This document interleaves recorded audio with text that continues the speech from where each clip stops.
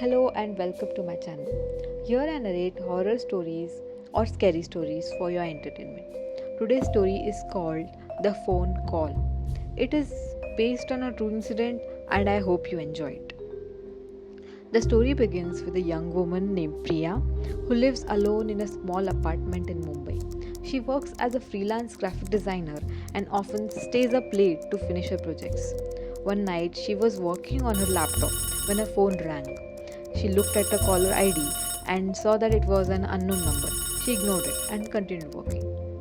A few minutes later, the phone rang again. It was the same number.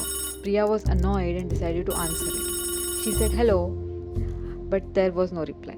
She heard some static and then a faint voice saying, "Help me." Priya was confused and asked who it was and what they wanted. The voice repeated, "Help me," and then hung up. Priya was puzzled and a bit scared. She checked the number again and saw that it was a local landline number. She wondered who it could be and why they were calling her for help.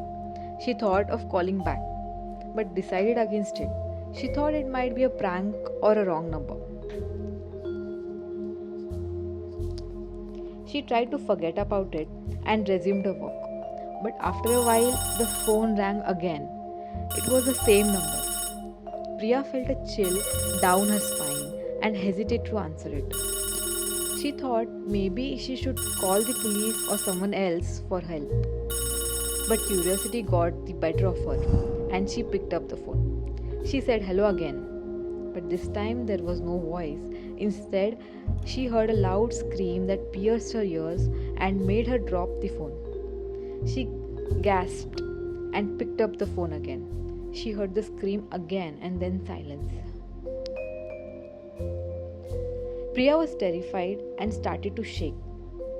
She looked at the phone and saw that the call had ended. She wondered what was going on and who was behind this.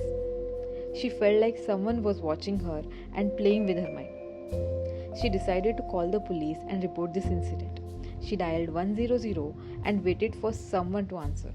But instead of hearing a voice, she heard the same scream again. She realized that it was not the police who answered the call, but the same unknown number.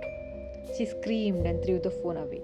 She ran to the door and tried to open it, but it was locked from outside. She banged on the door and shouted for help, but no one came. She turned around and saw a shadowy figure standing in the corner of her room.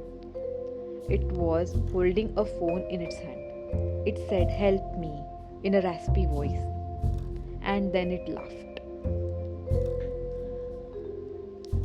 I hope you enjoyed this story and it gave you goosebumps. Don't forget to like and subscribe for more creepy tales from around the world.